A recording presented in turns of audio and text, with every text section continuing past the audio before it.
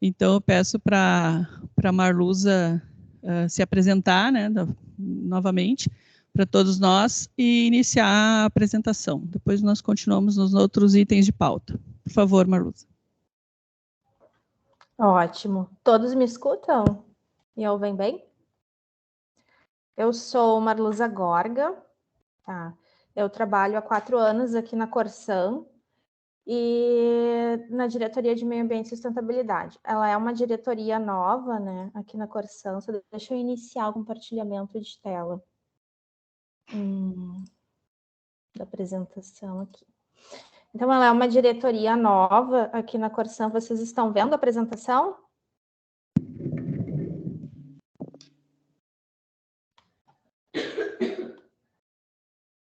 Tá, certo. E a diretoria, ela é de 2020, tá? E o programa especial, ele veio mais ou menos nessa mesma fase aqui com a diretoria. E, bom, iniciando, né? Nosso objetivo é executar pagamento por serviços ambientais hídricos com foco aqui na companhia, tá?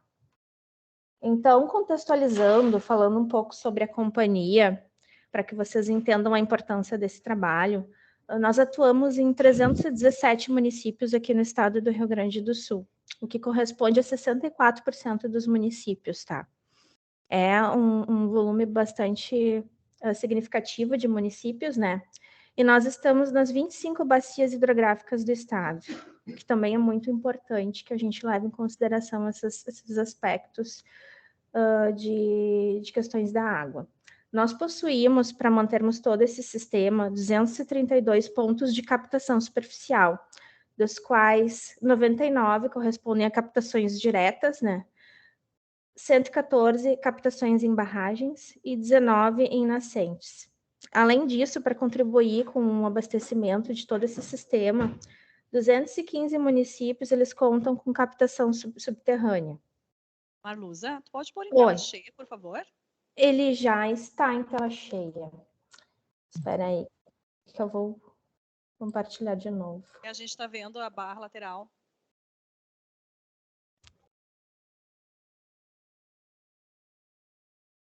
Eu acho que no seu computador aí você tem que colocar a tela cheia. Apresentação do Word, do PowerPoint.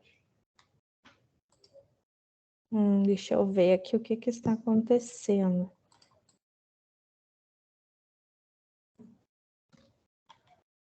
Vocês estão vendo algo? A gente vê, mas não em tela cheia. Uhum.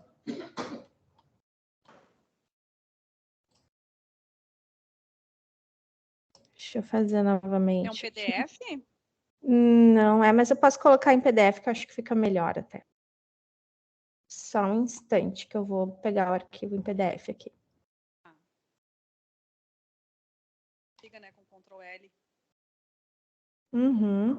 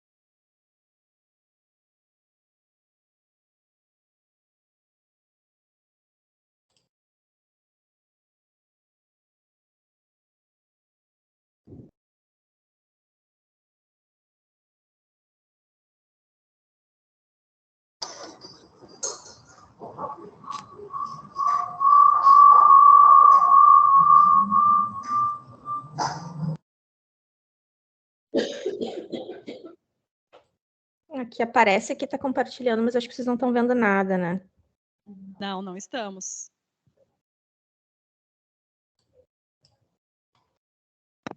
Não sei se tem relação que eu estou usando o Microsoft Teams no navegador. Vamos tentar novamente em janela. Aqui tá, compartilhar. Foi?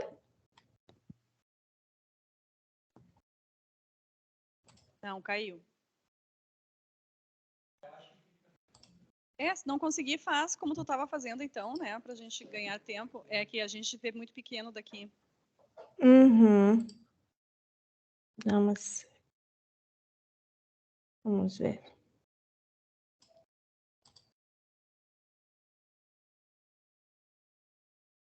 Acho que antes de compartilhar. Gravei. Deu agora, vocês estão vendo? Sim. Talvez tu aumentar um pouquinho, não, mesmo que não seja em tela cheia, mas tu aumentar um pouquinho o percentual ali embaixo, daí já melhora. Uhum. Vamos ver. Agora ficou melhor, né? Uhum. Agora sim, agora vamos lá, então. Peço desculpas, pessoal, pelo Não, transtorno. imagina. Então, recapitulando, né? Nós temos os nossos 317 municípios, que correspondem a 64% dos municípios do estado, né? E estamos nas 25 bacias hidrográficas aqui do Rio Grande do Sul. Nós temos 232 pontos de captação superficial para atender toda a nossa demanda, e junto a isso temos captação subterrânea em 215 municípios, né? Então, nós temos um cenário atual que muitos já devem estar conscientes da situação, que trata de questão de mudanças climáticas, né? Então, os últimos relatórios do IPCC, eles vêm mostrado uma situação bastante crítica, em especial aqui para a região sul do país, onde a tendência é ter períodos longos de estiagem com chuvas intensas, né? Com riscos de inundações, enfim. E a gente já vem observado uma tendência não muito boa, né? Que eu consegui levantar essa informação através da Defesa Civil, que são as situações de emergência homologadas, reconhecidas em decorrência de estiagem nos municípios aqui do estado. Então, a gente vê, por exemplo, em 2019 e 2020, foram 394 decretos, correspondendo a 79% dos municípios. Já em 2020 e 2021, nós temos 117 decretos publicados. Em 2021, 2022, que é um período que ainda não se encerrou, né, até a metade do ano, já eram contabilizados 418 decretos, que correspondem a 84% dos municípios. Em termos de percentual de municípios atendidos pela Corsan, isso corresponde em torno de 60% dos nossos municípios decretando a situação de emergência, o que é um sinal de alerta para nós, porque nós precisamos ter resiliência, né, para suportar todo esse período de adaptação em decorrência das mudanças climáticas, né? Então, nós precisamos atuar no sentido de gerar impactos positivos dentro desse contexto. Então, nós temos um problema ambiental global relativo a mudanças climáticas, especificamente a questão de estiagens e enchentes, né? E o que afeta principalmente em nossos pontos de captação, questões de disponibilidade e qualidade hídricas.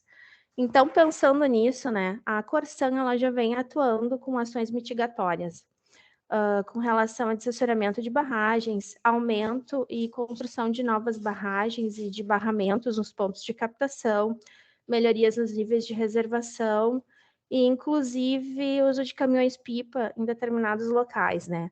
Mas isso não é suficiente, nós precisamos ter também ações preventivas. E aí entra o pagamento por serviços ambientais.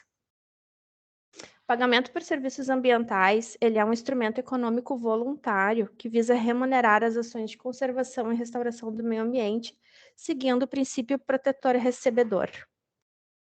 Então, a Corsan ela pretende iniciar, né, com um projeto de pagamento por serviços ambientais hídricos.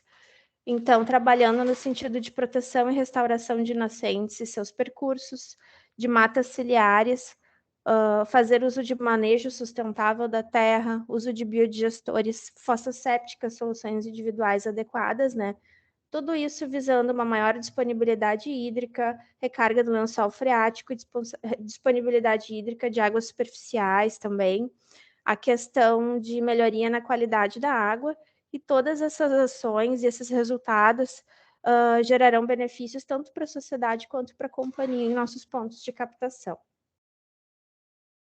Com relação à legislação, a gente tem a Constituição Federal, que ela garante a todos o direito ao meio ambiente ecologicamente equilibrado, bem como o de uso comum do povo, devendo o poder público defendê-la e preservá-la. Nós temos recentemente, o que é muito importante, a Política Nacional de Pagamento por Serviços Ambientais, que ela institui o pagamento por serviços ambientais, define objetivos, critérios de aplicação e cláusulas essenciais para contratos de PCA, entre outros temas que são muito importantes para a execução e para que a gente tenha segurança jurídica também para executar os PSAs. Ela é recente, ela é agora do início de 2021, né? Nós temos também, aqui no Estado, o Código Estadual do Meio Ambiente, que ele trata também justamente dessa questão de pagamento por serviços ambientais como um incentivo, tá, para dentro das questões de planejamento ambiental. E nós temos também, o que ainda não foi elaborado, mas que é de suma importância, a questão da regulamentação estadual, que é muito importante.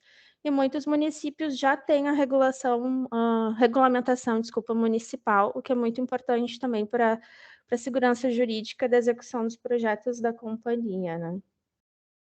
Então, falando do Programa Especial de Pagamento por Serviços Ambientais aqui da Corsan, o nosso objetivo ele é melhorar a disponibilidade e a qualidade das águas captadas superficialmente nos mananciais, né? Para que a gente tenha uma maior sustentabilidade. Então, a Corsan, ela tem uma visão de que o pagamento por serviços ambientais, ele não deve ser uma atividade única e exclusiva da companhia. Tá? Por quê? Porque nós precisamos trabalhar vários eixos que são essenciais para que a gente obtenha o sucesso das nossas atividades. Dentre elas, questões de educação ambiental, como levar o conhecimento a todos, né? E trazer a questão da igualdade de oportunidades dentro dessa questão de conhecimento igualitário. A questão de saneamento rural, ele também é muito importante, através da construção, né, incentivo de uso de fossas sépticas adequadas para melhoria da qualidade da água, questão de biodigestores também, e a gestão de resíduos sólidos na zona rural. Nós também vemos como importante a questão de práticas sustentáveis, como práticas conservacionistas e uso adequado de agrotóxicos na agricultura, que impactam negativamente, né, na questão da qualidade da água e no nosso tratamento do abastecimento público. Além de intervenções locais, como a construção de estradas adequadas para o escoamento da água, cercamento de APPs quando necessário, para facilitar a proteção, né, das áreas de preservação. Mas a gente acredita que todos esses elementos juntos, eles vão conseguir levar a resultados positivos de disponibilidade e qualidade hídrica nos mananciais. E é por isso que a gente vê como importante em todo esse processo de desenvolvimento desses nossos projetos aqui, a questão das parcerias. A gente entende como importante a participação dos comitês de bacia hidrográfica, do setor privado, da sociedade como um todo, de órgãos públicos, das universidades, porque elas detêm muito conhecimento acerca dessas questões e podem nos auxiliar muito com relação a isso, e os próprios usuários da água, né?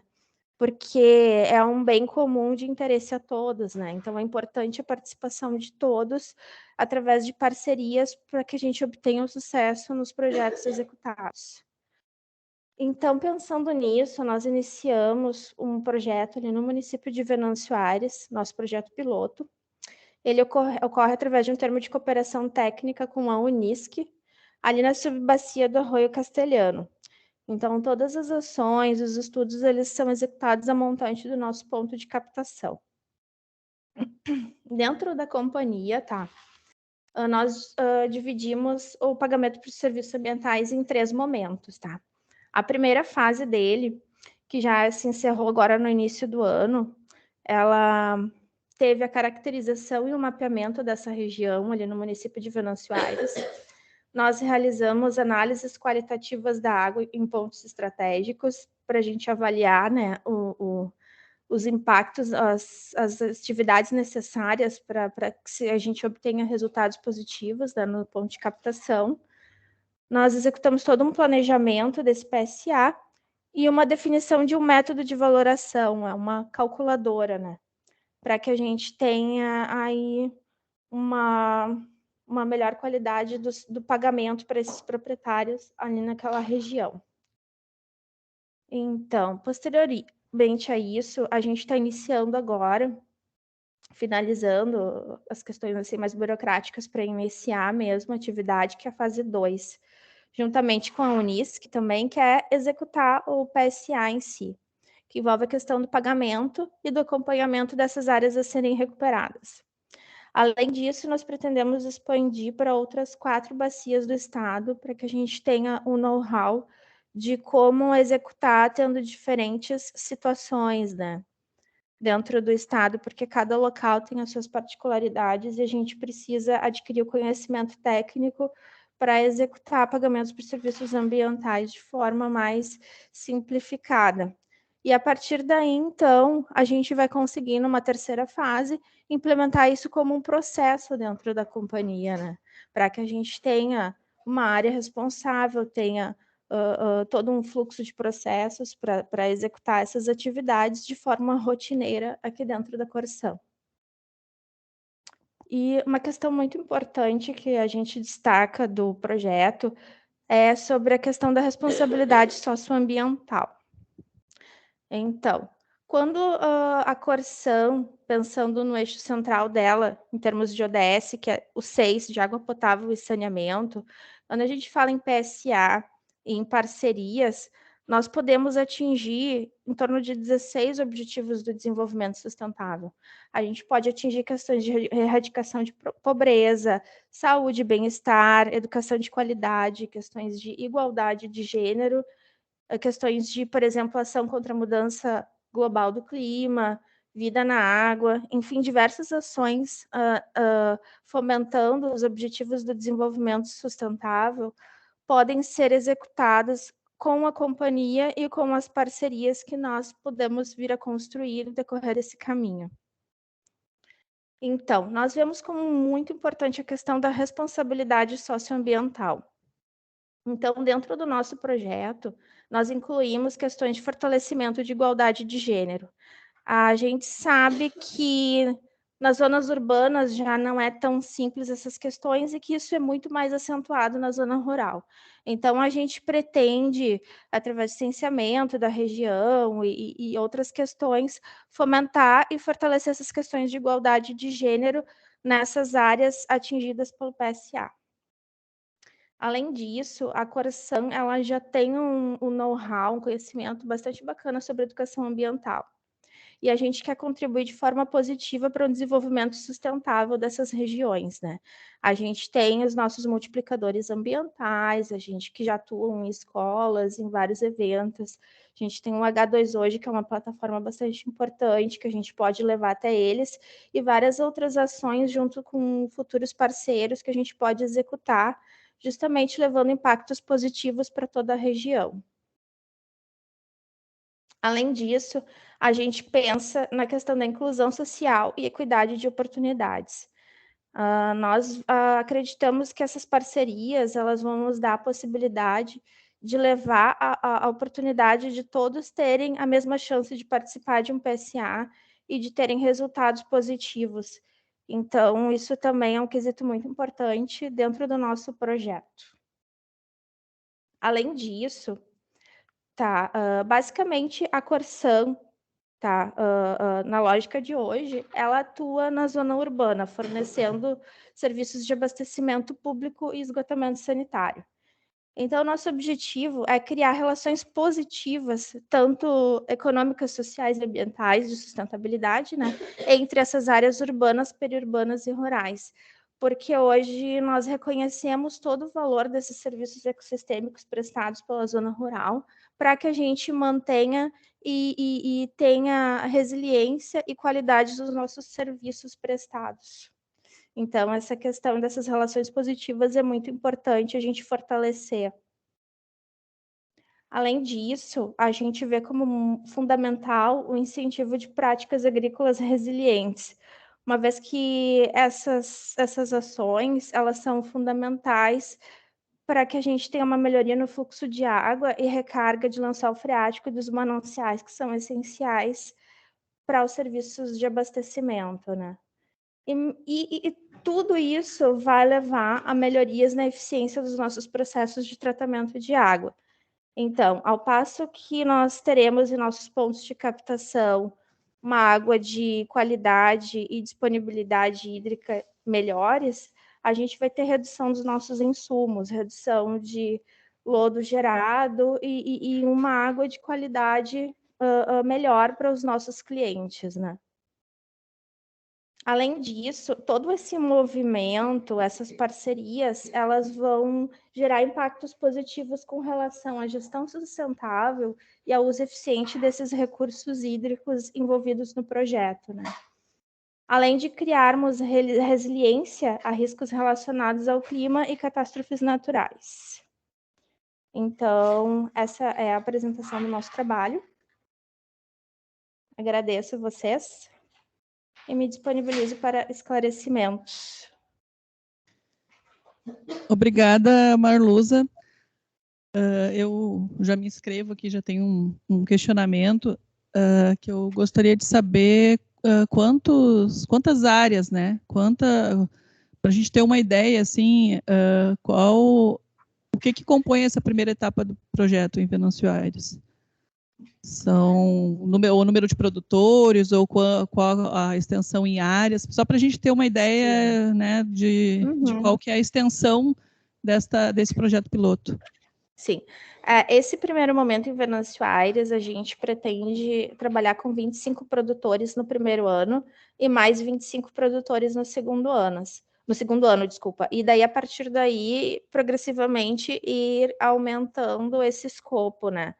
Porque a gente vai estar trabalhando com o município de Venâncio Aires e buscando outras 4 regiões para expandir, né? Então, é um trabalho, digamos assim, um pouco complexo, né?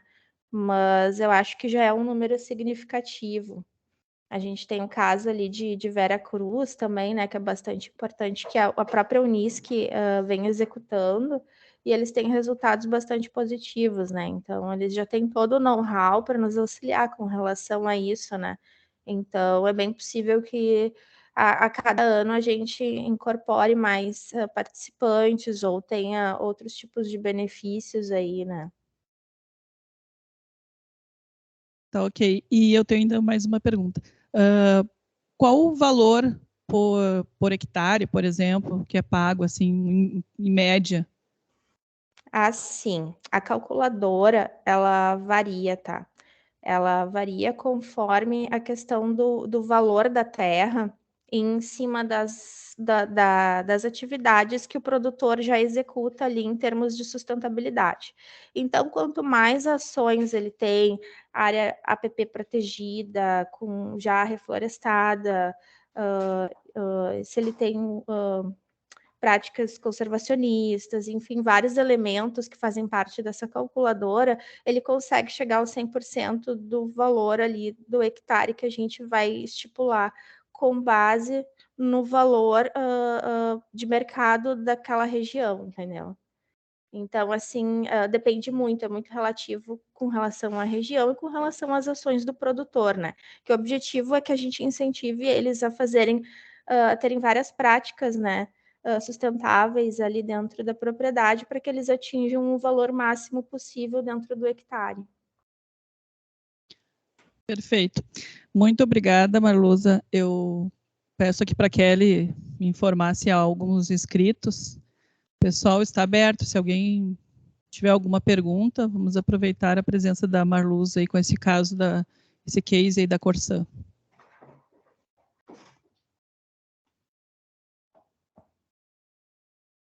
Com relação à apresentação, eu vi aqui no chat, eu posso encaminhar para a Kelly sem problemas.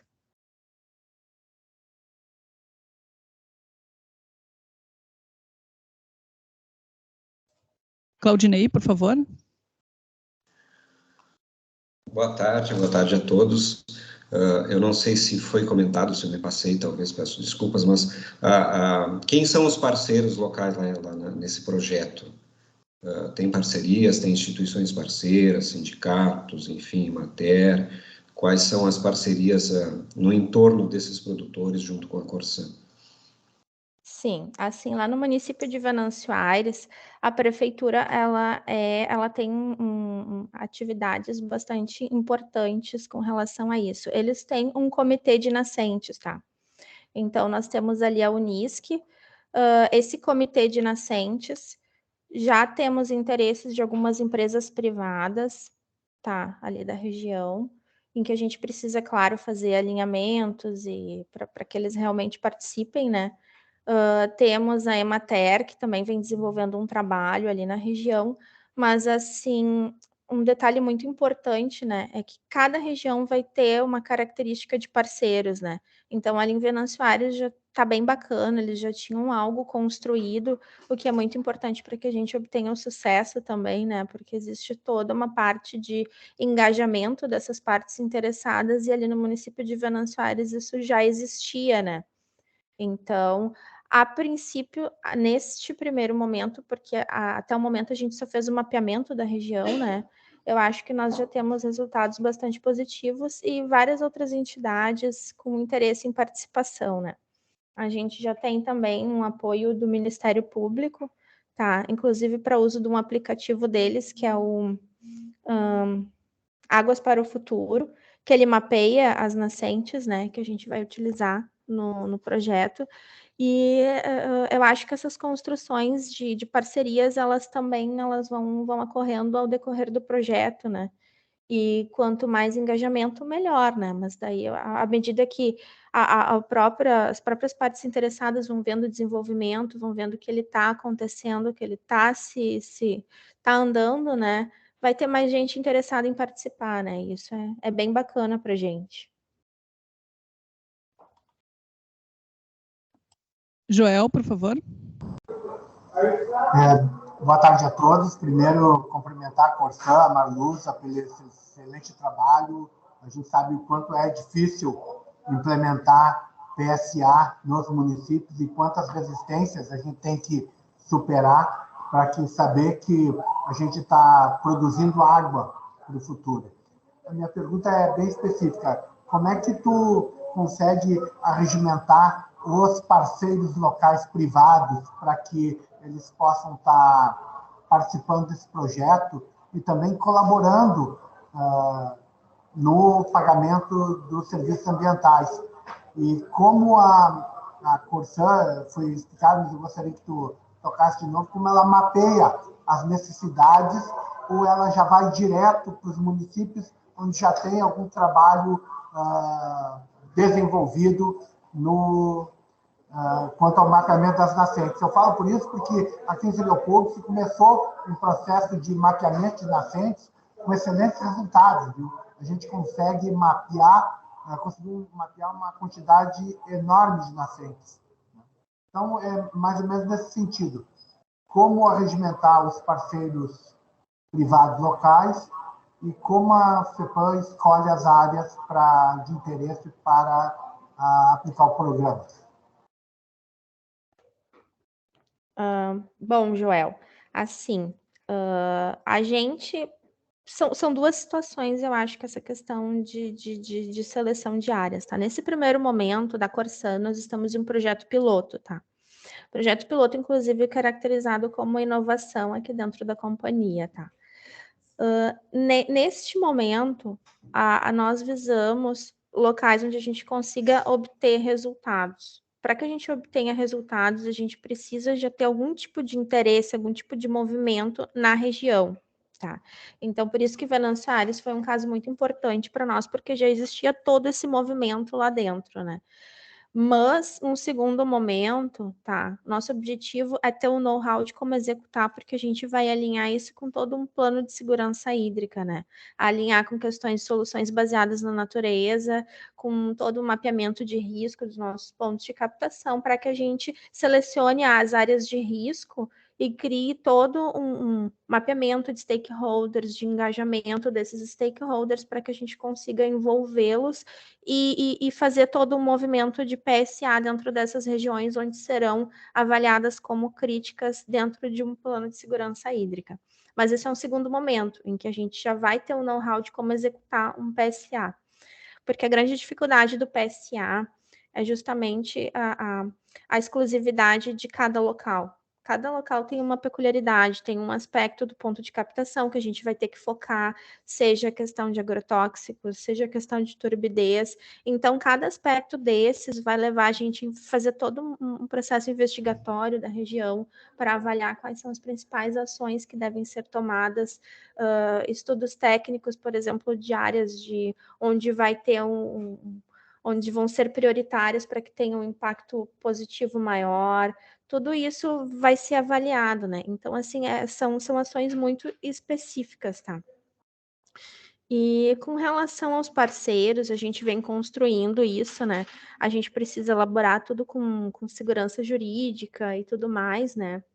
Que é muito importante. A gente tem ali um caso muito bacana ali no município de Balneário Camboriú, ali em Santa Catarina, que eles já conseguiram executar e já fazem 10 anos que eles rodam PSA ali, é muito bacana até para experienciar, né, para a gente adquirir experiência com eles, né, fazer troca de ideias, mas basicamente a gente pretende fazer contratos, né, com essas empresas, sejam eles entrando com financiamento, com verba dentro do PSA, seja executando projetos específicos, enfim, vai existir uma gama de possibilidades aí dentro que a gente está tentando facilitar para que as pessoas participem, né? Não apenas com a parte de financiamento, né? E aqui, daí, abrindo um parênteses, que eu acho que é muito importante a questão do PSA, a própria política nacional, ela traz isso que o PSA não exatamente é um pagamento monetário, né? Ele pode envolver pagamentos não monetários, como assessorias, execução de projetos, de trabalhos, enfim. Então, isso nos abre um leque de possibilidades para o engajamento de parcerias aí no decorrer das atividades, né?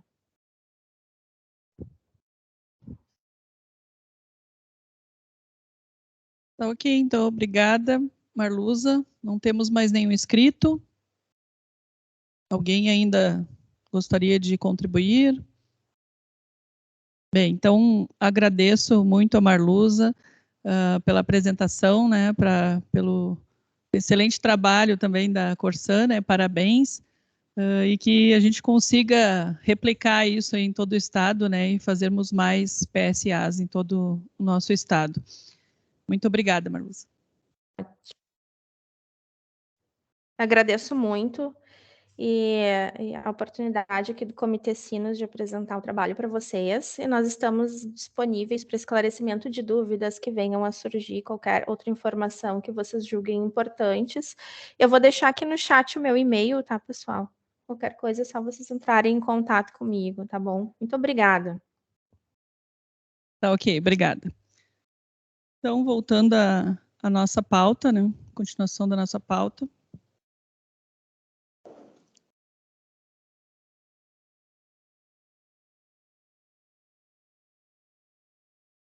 Bem, então,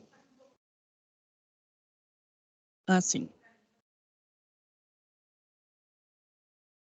Pessoal, então a Kelly já está projetando, agora nós temos a projeção aqui também para os presentes, né, aqui na sala. Então, o nosso próximo item é a nossa aprovação, análise e aprovação da ata da última reunião, né, da reunião de julho. Nós já estamos com quórum, então eu pergunto a vocês, alguém tem algum apontamento em relação à ata que vocês receberam?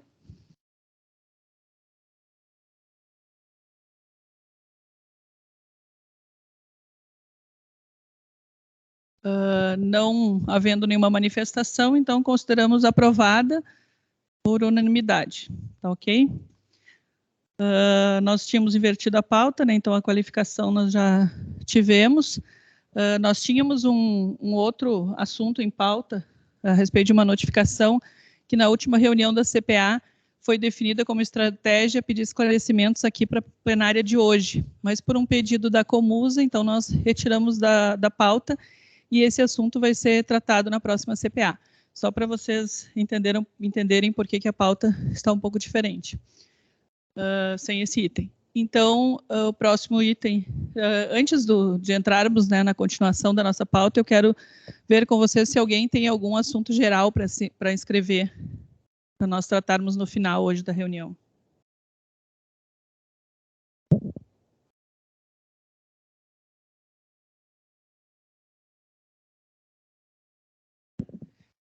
Bem, sem nenhuma manifestação, então continuamos. O nosso próximo item de pauta é a respeito do acordo para este ano, né, o acordo que a gente já vem reeditando já há alguns anos aqui no Comitê Sinos. O professor Carlos aqui já está projetando para nós. Então, nós fizemos reuniões com os produtores rurais e com as operadoras de saneamento e reeditamos praticamente exatamente o mesmo acordo do último ano, né? Só fizemos algumas correções ali que havia num item, mas é o mesmo acordo. Então, é um acordo que estabelece critérios para a operação dos sistemas de bombeamento de água para irrigação na bacia do Rio dos Sinos, 2022-2023. Eu vou ler ele aqui para vocês, e aí depois, no final, se alguém tiver algum apontamento, basta nos levantar a mão aí no chat ou aqui se manifestar. Então, o Comitê de Gerenciamento da Bacia Hidrográfica do Rio dos Sinos, Comitê Sinos, na sua competência legal de deliberar sobre o futuro das águas locais, naquilo que lhe confere a Lei 10.350 de 94, que institui o Sistema Estadual de Recursos Hídricos, e considerando o princípio da precaução quanto à possibilidade de comprometimento do abastecimento das populações devido aos baixos níveis de água verificados em anos anteriores nas captações dos municípios que se abastecem das águas do Rio dos Sinos, a necessidade de compatibilizar todos os usos da água na bacia hidrográfica, garantindo a prioridade ao abastecimento humano e dessedentação animal, conforme determinam as Constituições Federal e Estadual, bem como a Lei 10.350 de 94, que regulamentou o Sistema Estadual de Recursos Hídricos, considerando os protocolos de cooperação firmados no âmbito do Comitê Sinos em anos anteriores, referentes aos critérios de operação dos sistemas de bombeamento de água para irrigação de arroz na bacia hidrográfica do Rio dos Sinos. A expectativa da elaboração do estudo comparativo de alternativas de intervenção de regularizações de vazões e equilíbrio do balanço hídrico, previsto no Programa Estadual Revitalização de Bacias Hidrográficas, cujo objetivo final é suplantar a escassez de água em períodos de estiagem através de ações estruturantes e não estruturantes. Considerando que os acordos até então firmados não oferecem segurança hídrica e exigem o necessário compromisso de adesão formal pelos usuários da água, através de suas respectivas entidades representativas, de apoio técnico, institucional e político para a elaboração do mencionado estudo comparativo acima citado, que para a safra de 22-23 sejam mantidos os termos de acordo firmados em anos anteriores como medida preventiva, mas transitória até que medidas estruturantes e não estruturantes sejam implementadas, a plenária do Comitê Sinos delibera para que o Conselho de Recursos Hídricos aprove resolução com o objetivo de 1. Estabelecer que o bombeamento de água para irrigação de arroz da bacia do Rio dos Sinos, nos termos estabelecidos nas portarias de outorga do direito do uso da água, emitidas pelo DRHS do Rio Grande do Sul, seja suspenso se o nível do Rio dos Sinos estiver igual ou inferior a 50 centímetros, medidos a partir do crivo da bomba de captação da água bruta do Serviço Municipal de Água e Esgotos de São Leopoldo, SEMAI, ou estiver igual ou inferior a 120 centímetros, medidos na régua georreferenciada, ponto em que ocorre a admissão de ar nas bombas de captação da água bruta da Companhia Rio Grandense de Saneamento, Corsã, em Campo Bom, a retomada da captação será liberada a partir do restabelecimento dos níveis de referência descritos neste item. 2. Estabelecer que caberá ao DRHS do Rio Grande do Sul informar as entidades membro da categoria Produção Rural com cópia à Secretaria Executiva do Comitê Sinos, o início do regimento de paralisação do bombeamento. 2.1. A categoria produção rural indicará pessoa e entidades que ficarão permanentemente com dispositivos de comunicação ligados, telefones fixos, celulares, endereços eletrônicos a serem remetidos com a indicação para contato do órgão citado no caput, se responsabilizando plenamente sobre a imediata comunicação a toda a categoria, que deverá ter uma rede de contatos previamente articulada. 2.2. O SEMAI, Comusa e a Corsã deverão informar diariamente até às 9 horas da manhã a Divisão de Meteorologia, Mudanças Climáticas e Eventos Críticos, segue o e-mail aqui, né, da Dimetec, e a Secretaria Executiva do Comitê Sinos, também segue o e-mail, os níveis do Rio dos Sinos nos seus respectivos pontos de captação de água para abastecimento público, conforme o item 1. 3. O SEMAI, a Comusa e a Corsã deverão realizar campanhas de sensibilização ao uso racional da água pelas comunidades, especialmente nos momentos de maior escassez. No item 4, o Comitê Sinos avisará os representantes de suas entidades membro quando o nível de alerta do Rio dos Sinos estiver igual ou inferior a 60 centímetros, medidos a partir do crivo da bomba da captação da água bruta do SEMAI, São Leopoldo, ou estiver igual ou inferior a 130 centímetros, medidos na régua georreferenciada nas bombas de captação de água bruta da Corsã, com o objetivo de alertar sobre as condições de diminuição da disponibilidade de água. Uma observação aqui, esse nível ele é 10 centímetros acima do nível de paralisação do bombeamento, né? Número 5. O Comitê Sinos manterá em seu site, segue o site, um link direto para a sala de situação da SEMA, do Rio Grande do Sul, com as informações atuais referentes aos níveis do Rio dos Sinos fornecidos pelas operadoras, propiciando o acompanhamento do comportamento das águas no período de vigência da resolução do Conselho Estadual de Recursos Hídricos, que trata dessa deliberação. E 6, a visitação das réguas de leitura dos níveis de água do SEMAI, da Comusa e da Corsã poderá ser realizada através do agendamento prévio no Comitê Sinos ou diretamente nas operadoras. Essa deliberação, então, será apresentada à Secretaria Executiva do Conselho de Recursos Hídricos do Rio Grande do Sul e ao Departamento de Recursos Hídricos e Saneamento da Secretaria de Estado do Meio Ambiente e Infraestrutura, SEMA. Pessoal, então eu abro agora para manifestações, comentários, se tiverem alguma sugestão a respeito do documento. Levanta a mão. Bota a mão aqui. Não, nas reticências, eu acho. Ou lá nas reticências, Está aberto o microfone.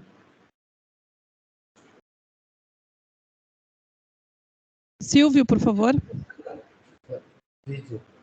Só uma complementação, né? Como houve essa reunião entre as categorias diretamente envolvidas, interessada é toda a comunidade, diretamente envolvidas, que são Corsã, SEMAI, Comusa e, ao mesmo tempo, a produção rural, tá? O Torpone, entre outros, tinha outros representantes do sindicato, tá? De alguma forma, isso foi um pré-acordo, quer dizer, um acordo, todos se manifestaram, vou dizer, favorável a esse entendimento. Então, ela veio desse conjunto de atores diretamente envolvidos. É só esse registro que eu faço, nesse sentido. Obrigado. Obrigada. Mais alguém? Pessoal, não tendo mais nenhuma manifestação, então coloco o item para aprovação pela plenária. Alguém se manifesta contrário à deliberação?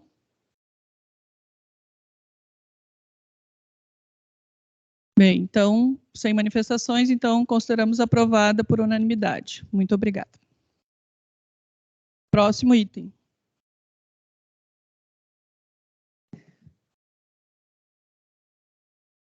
Nós temos uma outra deliberação.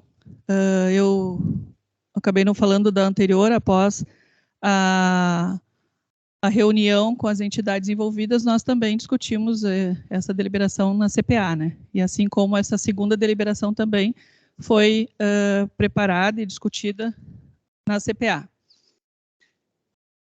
Então, essa segunda deliberação, ela, na verdade, assim, foi preparada pensando num incentivo para adesão dos produtores rurais para o programa Revitalização. Nos foi informado pela equipe do Revitalização e pela Emater da dificuldade em que os produtores, que eles estavam tendo em ter essa adesão dos produtores, né, para aquele projeto que a Emater vem executando dentro do programa Revitalização, que é a recuperação das APPs em cursos d'água. Então, nós preparamos na CPA essa minuta, né, e vamos agora apresentar aqui para vocês. Já está projetado, então eu lerei. Essa é um pouco menor. Então, a deliberação é para auxílio no processo. Alguma manifestação? Não? Então, a deliberação é para auxílio no processo de adesão dos proprietários rurais para a recuperação de APPs de cursos d'água nas propriedades pré-selecionadas pela SEMA ao Programa Estadual de Revitalização de Bacias Hidrográficas. Plenária do Comitê de Gerenciamento da Bacia Hidrográfica do Rio dos Sinos, Comitê Sinos, na sua competência legal de deliberar sobre ações do Plano de Bacias Sinos, inserindo no modelo de gestão preconizado pela legislação brasileira de recursos hídricos, 9.433 de 97, a Lei Estadual 10.350 de 94, considerando o convênio firmado junto ao Ministério do Desenvolvimento Regional, convênio Plataforma Mais Brasil, número 905680 de 2020, por meio da Secretaria de Meio Ambiente e Infraestrutura, que objetiva estruturar o Programa Estadual de Revitalização de Bacias Hidrográficas do Rio Grande do Sul e identificar e executar ações de revitalização nas bacias hidrográficas dos rios Gravataí e dos Sinos, contribuindo para ampliar a segurança hídrica na região e promovendo o desenvolvimento ambiental, social e econômico, considerando que para a realização do diagnóstico se faz necessária a adesão dos proprietários rurais das propriedades pré-selecionadas pela SEMA,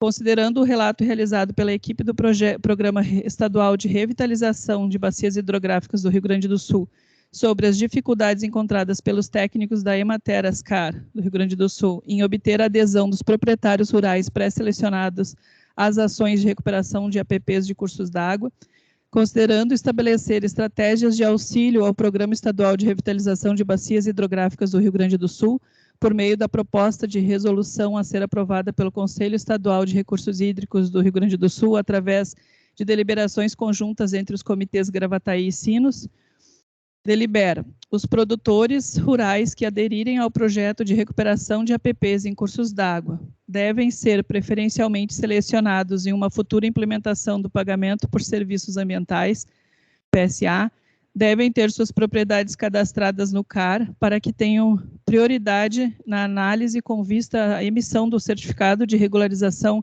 ambiental e ou do Programa de Regularização Ambiental, CRA e PRA.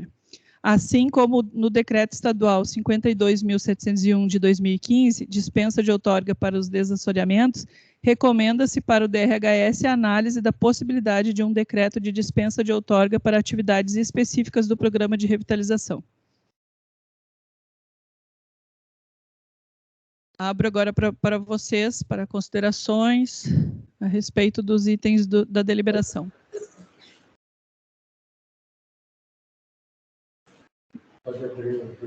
Silvio, por favor.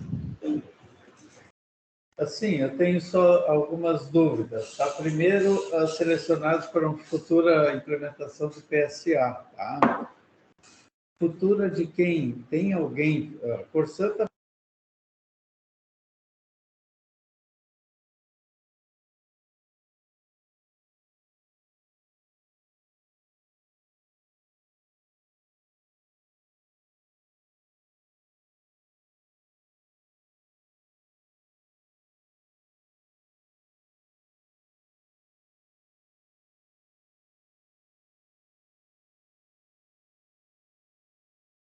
Acho que o Silvio fechou o microfone, eu não estou mais escutando ele. Tá, desculpe, de novo, tá?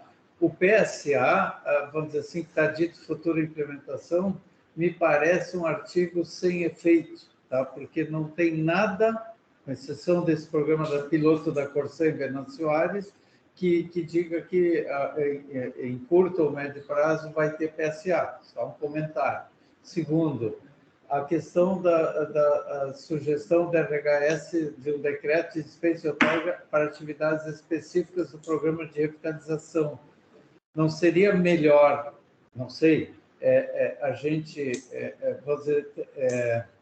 enfim, melhorar ou qualificar um pouco mais esse texto, porque me parece muito largo isso e deixa muito aberto, sem entendimento para quem, enfim, para quem lê, né, e tal. São perguntas, tá?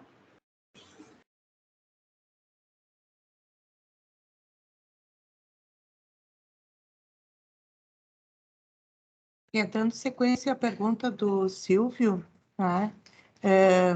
Eu acho que não é uma questão só do DRHS, tá?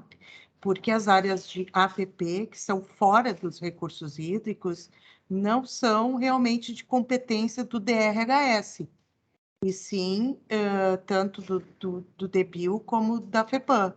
Esses PRADs, eles têm mais a ver com essas duas instituições do que com o DRHS.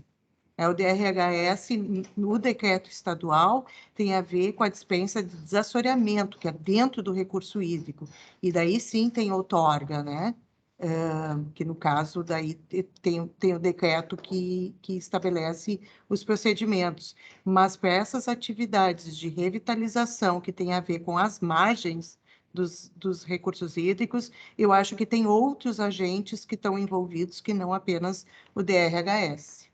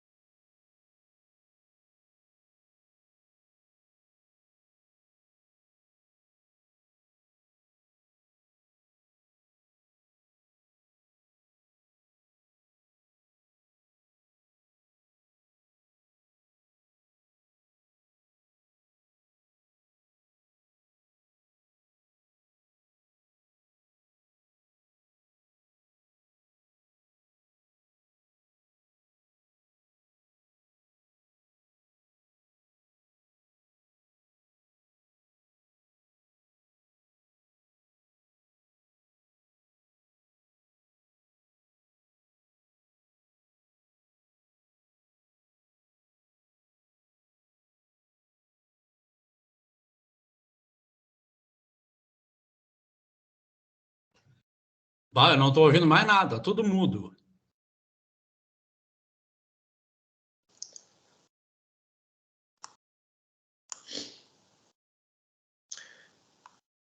Está sem áudio.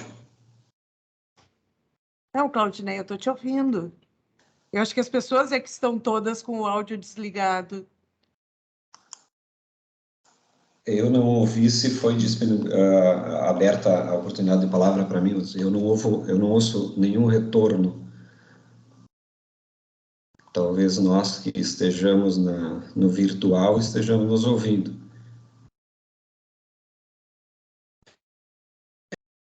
Eu não sei. Agora estou ouvindo o Baltacera falar, mas antes não ouvia nada. Mas é que a gente estava todo mundo com o microfone desligado. E a pessoa que está coordenando a reunião, eu acho que está também... Acho que é ela que caiu. Mas o que eu enxergo aqui, é a Nete falando, o que eu enxergo aqui é como se o microfone lá da sala da Escola Politécnica também estivesse desligado, tem um sinalzinho de desligado.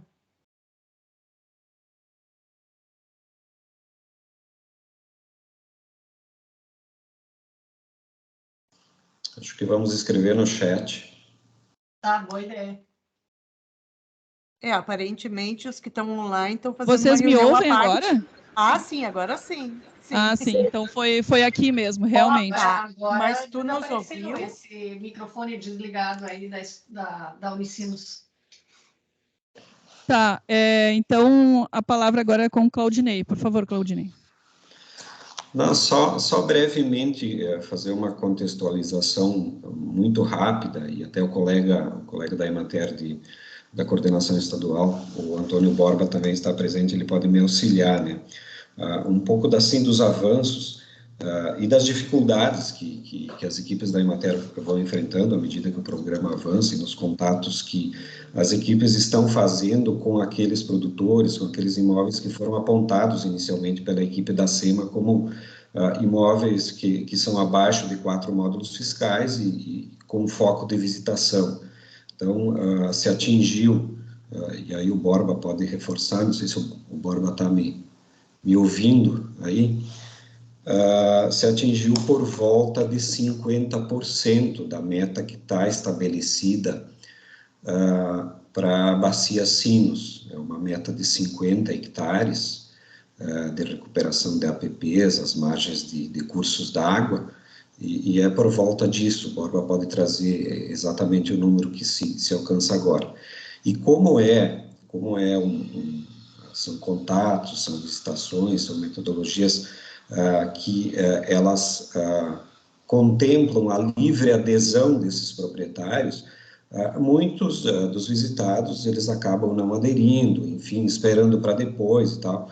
Então, não se tem essa totalidade de adesão como era de se esperar, e eu particularmente até acredito e defendo que apesar de avanços não terem atingido a totalidade do êxito, se tem bons resultados.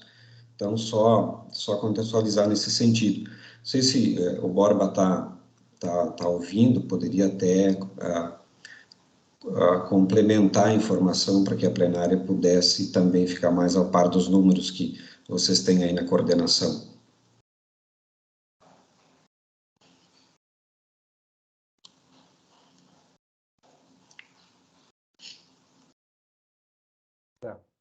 Posso falar? Pode sim, por favor, Borba. Tá. Bom, boa tarde a todos. Nós temos aqui, então, algumas informações, né? A SEMA, ela indicou 212 polígonos de imóveis rurais a serem visitados, o que perfazia 85 hectares de áreas de APP, com possibilidades de se implementar o projeto de revitalização, né, de recuperação dessas APPs. Foram visitados de 212 polígonos, 168 dessas áreas, o que dá um indicador, né, de esforço de 79%. 79% das áreas indicadas foram visitadas. E como o Claudinei comentou anteriormente, se atingiu 52% de adesão. Com isso, dos 50 hectares, que é a meta de recomposição de margens de cursos d'água da bacia do Rio dos Sinos, se alcançou 26 hectares de possíveis propostas de projeto. Frente a essa situação que diz, então, que está relacionada com as áreas indicadas pela SEMA, essas áreas elas estavam, ou estão, melhor dizendo, distribuídas em 12 municípios da bacia. E o que a gente observa é que seria necessário haver uma ampliação para todos os municípios da bacia, como uma das alternativas para ampliar a adesão desses produtores, né, de buscar mais produtores que pudessem vir a aderir ao projeto, ao programa, no caso do projeto. Então, com isso, a gente está fazendo uma solicitação à SEMA, né, mediante um ofício que está sendo encaminhado, para que seja ampliado o número de municípios da Bacia dos Sinos para mais 13 municípios. E além disso, também Um outro critério que a gente está colocando como sendo importante de ser considerado e que seja formalmente exposto, né, para a Emater é a possibilidade de se dar, como é que eu vou dizer, se dar prioridade para aqueles produtores assistidos pela Emater, o que a gente acredita que vai facilitar, né, pela relação que já existe entre o produtor e o extensionista, a adesão desse produtor ao projeto, né? Inclusive porque a etapa de sensibilização, que é uma etapa que ela tem, digamos assim, ainda a gente acredita que é um período muito curto, né, para fazer essa sensibilização. Quando o produtor já é assistido da Emater, a gente acredita que tem melhores condições assim de conseguir a adesão desses produtores. Basicamente, são essas as complementações que eu vejo, Claudinei, com relação ao que a gente tem aqui de informações da coordenação. E tu também faz parte, né, Claudinei? Isso aí, Bora. Obrigado. Mas, em síntese, é essa a conversa que a gente tinha, assim, resumidamente, para não tomar muito espaço também na plenária para apresentar, né, que ainda não haviam sido projetados assim números, até porque as equipes ainda estavam enviando para a coordenação esses números, e hoje se tem bem claro e bem objetivos esses números que foram referidos pelo Borba, e essas proposições, que eu até agregaria outras que eu defendo claramente, né, de um amplo debate com o Comitê Sinos, com as prefeituras, com os conselhos do meio ambiente, com as secretarias ou equivalentes às secretarias municipais do meio ambiente, para que esse projeto seja mais também, como é um projeto piloto, né, amplamente debatido a nível local, né. Então, são todas proposições que elas vêm se agregando na linha do tempo e como aprendizados também para futuras ações. Então, a contribuição que a gente teria para a plenária seria essa, Viviane. Tá ok, obrigada. O Silvio pediu a palavra e depois a Clarice. Agora nós estamos com a presença da Juliane e da Carolina, da equipe Revitalização, e elas também participaram dessa reunião na CPA, onde, né, nós fizemos essa proposta aqui para a plenária. Então, eu gostaria de pedir para o Silvio e para a Clarice, agora nessa segunda fala deles, que eles novamente expusessem a primeira parte para que as meninas ali do Revitalização também fiquem cientes do que nós estávamos discutindo um pouco antes. Por favor, Silvio. Bom, só então, resgatando o que tinha falado antes, rapidamente, tá? O que eu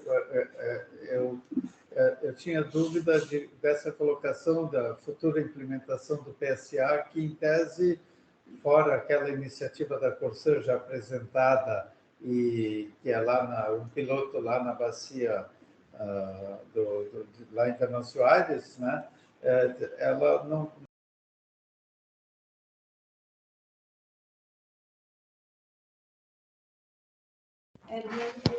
Fechou o áudio do Silvio, a gente não está conseguindo ouvir.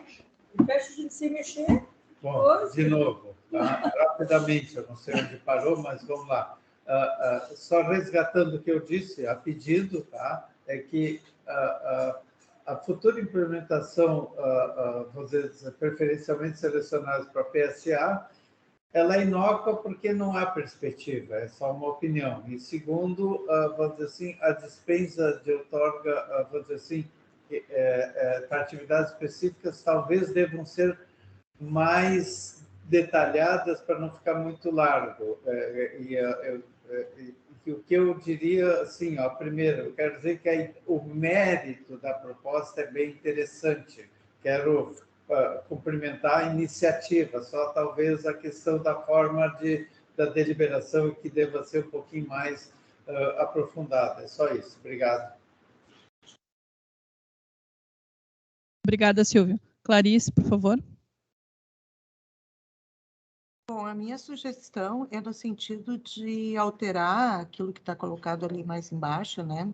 Assim, aquela parte do texto que fala que, assim como no decreto, recomenda-se para o DRHS a análise da possibilidade.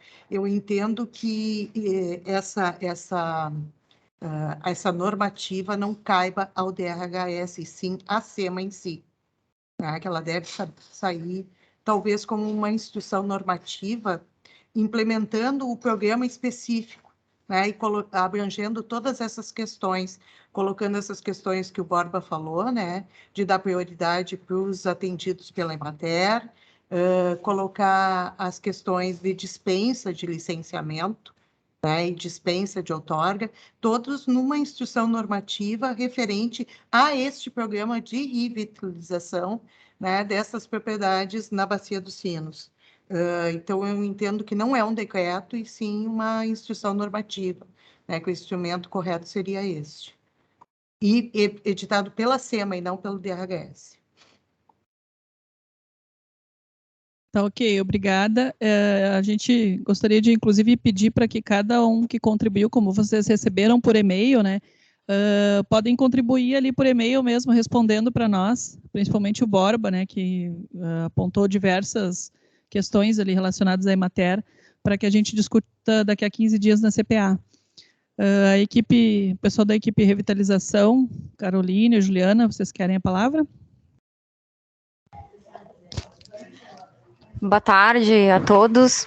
Obrigada, Viviane. Desculpa, né? A gente, infelizmente, não teve como acompanhar desde o início hoje, teve conflito de agenda, e era uma demanda importante, assim, porque tem a ver com a questão dos recursos, do monitoramento do nosso convênio com o MDR.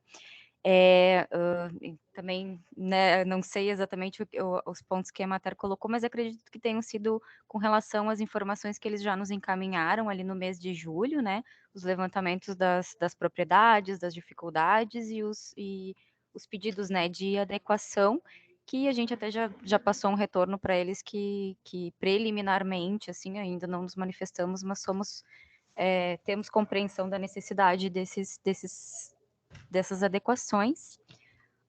Essa questão do DRHS ou SEMA e um decreto ou uma IN que contemple ambas as questões, né, de licenciamento e de dispensa, eu acredito que pode haver na manifestação de vocês, mas isso acaba tendo que ser discutido do ponto de vista jurídico aqui na secretaria também, né? Qual o tipo de instrumento normativo mais adequado e se é possível colocar ambos dentro de, né, os dois pontos de licenciamento e da dispensa num mesmo instrumento. Talvez não seja, talvez precise de dois, e também a nossa ideia, né, o que a gente vinha trabalhando era com determinados modelos específicos, não seria algo genérico que daria, assim, ampla liberdade, digamos assim, do ponto de vista de licenciamento e de dispensa para essas propriedades. Então, seriam atividades específicas mesmo, relacionadas com o que está se construindo dentro dos projetos técnicos da Emater para as propriedades, né? Essa é a ideia que se tem no momento, e também que acabou gerando algumas discussões, reuniões internas nossas de discussão com o corpo técnico do DRHS e do DBIL. Então, já existe essa intenção. É ótimo que venha essa manifestação do comitê, porque é um ponto a mais para reforçar, né? E aí a gente discute, né, e pede avaliação aqui do jurídico, dos nossos setorialistas da PGE, de como seria o instrumento mais adequado. E isso eu não saberia indicar nesse momento, né? Eu acredito que o decreto não seja mesmo. Eu tendo a concordar com a Clarice de que possivelmente seja uma instrução normativa, alguma ordem de excepção, alguma coisa desse gênero. O decreto tem um peso muito forte, digamos assim. E aí não sei se tem algumas outras dúvidas que a gente possa contribuir com o que foi apresentado inicialmente, né? Como a gente não acompanhou.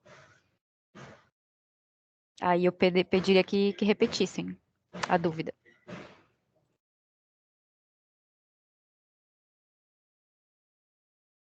Bem, foram essas dúvidas esses apontamentos, na verdade, né, que o Silvio e que a Clarice nos trouxe.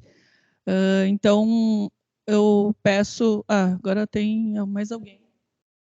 Daniel? Daniel está inscrito, então.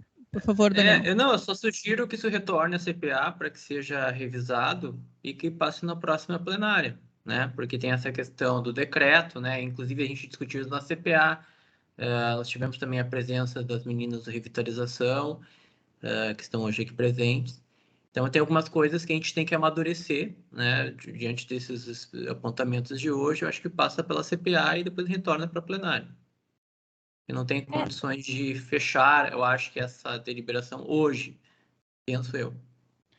De repente, uma sugestão ali na questão né, do decreto, de colocar instrumento normativo, porque daí se avalia que qual seria o melhor, o mais adequado. Anota isso, Kelly, por favor. Já num balãozinho aí na deliberação. Isso. Eu peço, então, mais uma vez que você, né, como vocês receberam esse documento, vocês podem contribuir, né, retornando ali por e-mails, né, no próprio e-mail, com as contribuições.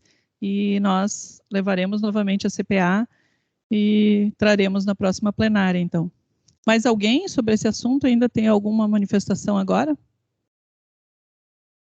O Silvio está com a mão levantada, não sei se ele não baixou ou tem uma outra contribuição.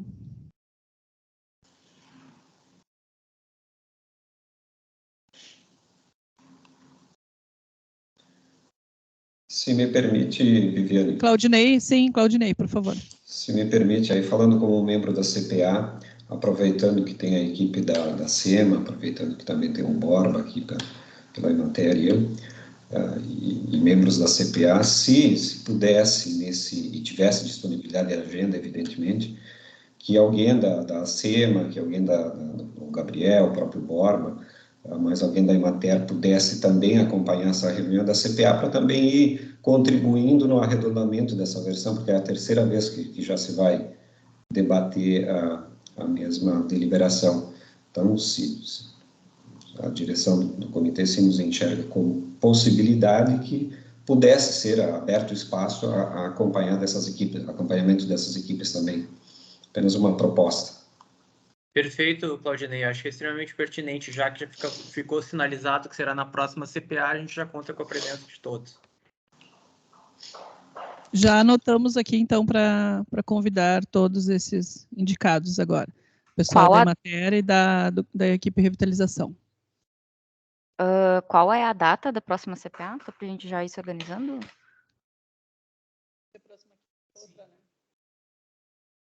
25 de agosto. A última quinta do mês.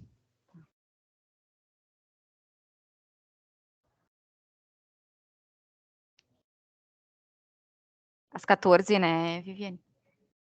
Isso, às 14 horas. Nós enviamos por e-mail, convidamos vocês e o Gabriel. Pessoal, então, em relação a essa deliberação, a gente retorna à CPA. Nós não havíamos colocado aqui como item de pauta, mas nós invertemos a pauta e iríamos tratar esse assunto no início. Então, que é a questão das faltas dos representantes.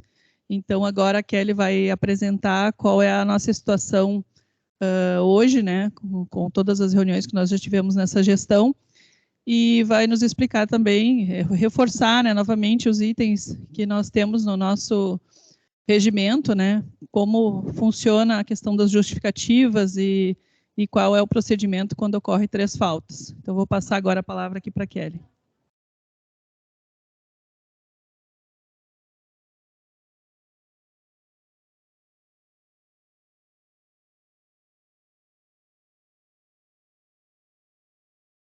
Boa tarde, pessoal. Então, aqui eu tenho um registro das...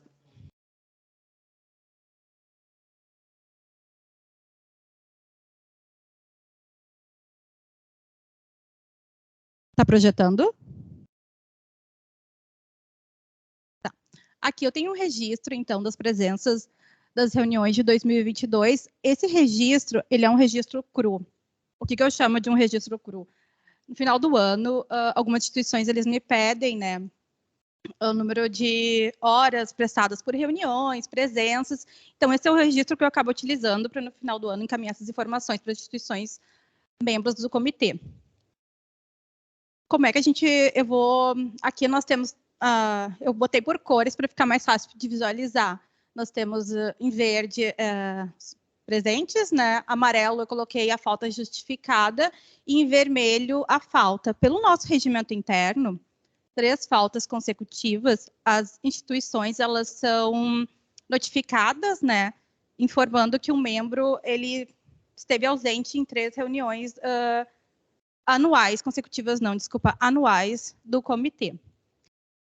Claro, lembrando, na ausência, o suplente ele só ganha falta na ausência do titular. Então, na ausência do titular e suplente, a falta é registrada para os 2. Senão, não há faltas. Eu não sei se tem alguma dúvida em relação a ausências. Nós estamos trabalhando numa melhoria do regimento interno do comitê ainda. Assim que nós tivermos um avanço, nós traremos para discussão em pauta da plenária. Pode passar. Então, só relembrando aqui, a gente traz o artigo 19, que ele fala sobre o processo de desligamento, né, como eu falei antes, 3 reuniões anuais. Então, a gente já pode comunicar à instituição para a substituição do membro ou para a indicação de um novo representante, né, daquela entidade. O que acontece também em alguns pontos, às vezes o representante não pode vir porque ele tem algum compromisso, mas a instituição ela pode encaminhar para aquele momento um outro representante. Assim, essa instituição não vai ficar com a falta. Isso pode ocorrer, não precisa ser só o membro indicado na eleição para representar. A instituição ela tem total mobilidade, a qualquer momento, ela indicar um representante.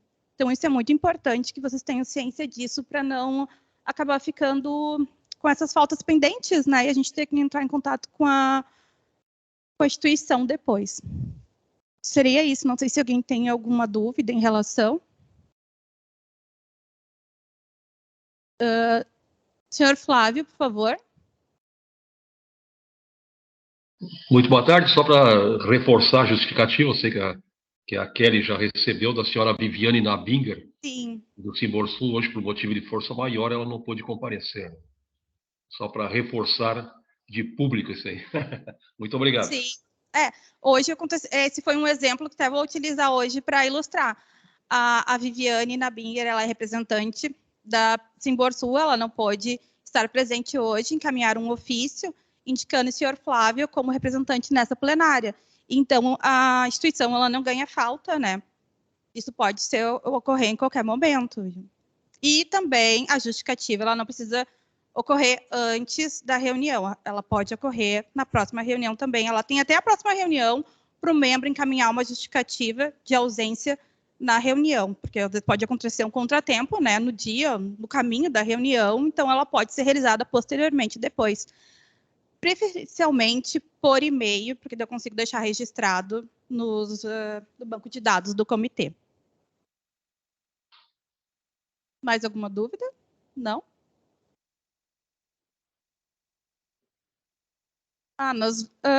Nós já era uma prática do comitê anteriormente nas reuniões presenciais, né? Projetar a lista de presenças na sala antes de iniciar a reunião. E agora nós vamos estar retomando essa prática também, que antes eu fazia de controle interno, agora a gente vai estar externalizando para os membros. Só mais um recadinho para não. Quando as reuniões são online, eu faço esse registro, ele é feito pelo Teams automaticamente. O que acontece? Alguns membros aparecem somente como convidado. Eu não consigo ver daí o nome da pessoa. Então, eu encaminhei essa listagem para vocês na reunião passada, né?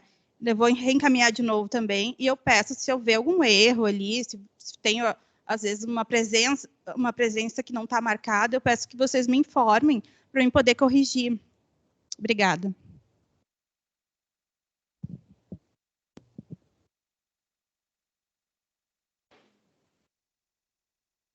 Pessoal, então, abro de novo aqui se há algum assunto geral. Nós não tínhamos lá no início. Alguém lembrou de algo, quer se manifestar nesse momento, porque a nossa pauta está finalizada.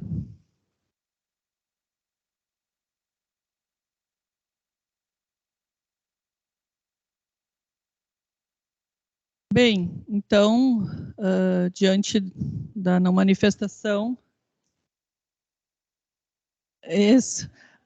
Nem presencial e nem online, então vamos encaminhando para os encerramentos. Eu quero primeiro aqui agradecer aos que se fizeram presentes aqui pessoalmente, né?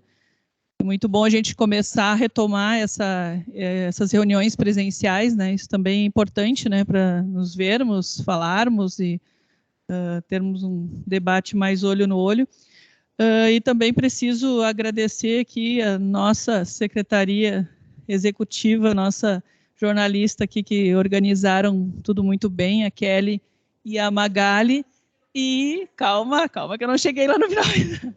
E principalmente o professor Carlos, que, né, fez toda a organização interna, que nos auxiliou, nos explicando o funcionamento.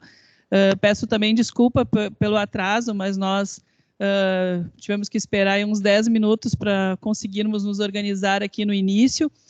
E então finalizo aqui com esse agradecimento, principalmente ao professor Carlos aqui, que nos auxiliou enormemente, né, para conseguirmos fazer essa apresentação. Nós temos aqui 2 telas, então estamos aqui cheio de tecnologia aqui para dar conta.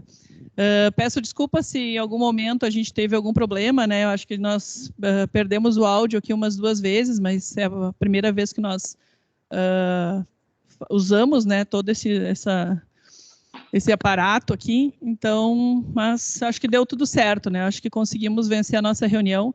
Então, agradeço a todos, tanto presença online como presencialmente aqui ao vivo. Então, muito obrigada, pessoal. Vamos dar por encerrado, então. Obrigada, boa tarde a todos. Boa tarde. Boa tarde. Boa tarde a todos. Boa tarde. Boa tarde a todos. Até a próxima. Boa tarde. Boa tarde.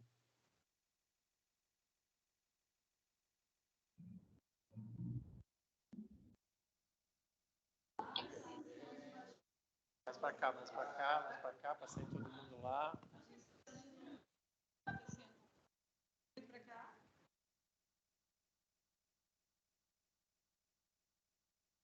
Vamos tirar.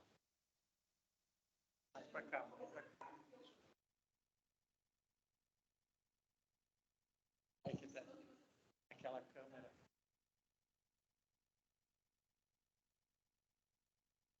Não, eles querem ver. Sai na... Como tá gravando, né? Aí sai nós aqui.